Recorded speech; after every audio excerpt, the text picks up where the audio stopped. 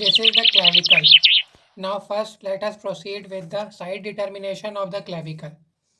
For side determination we must remember the medial end of the clavicle is somewhat rounded. It is little bit broken here, so it is not that clear, but it is rounded. And the lateral end is flattened. Also, the inferior surface of the lateral end presents a conoid tubercle which should face inferiorly. Okay. Um, Also, you must remember the it is divided into the medial two-third and lateral one-third.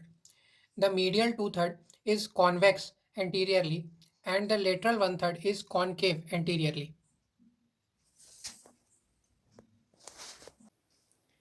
The anterior border of the lateral one-third gives attachment to the deltoid muscle. Sir.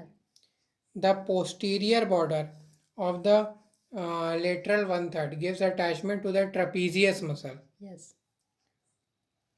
The anterior surface of the medial two-thirds gives attachment to the pectoralis major muscle.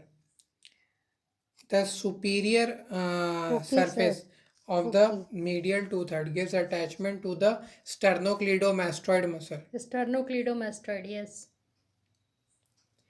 The inferior surface gives attachment to the subclavius muscle. Now it is not very clearly visible, but here is the subclavian groove.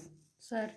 Subclavian grooves gives attachment to the subclavius muscle, and the lips of the subclavian groove gives attachment to the uh, lips of the subclavian groove give attachment to the clavipectoral fascia.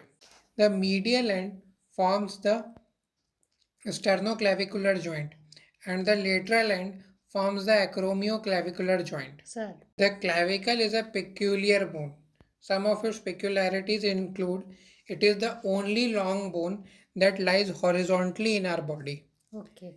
Second, it has no medullary cavity. Sir. Third, is the first bone to start ossification and the last bone to complete ossification. Okay, sir.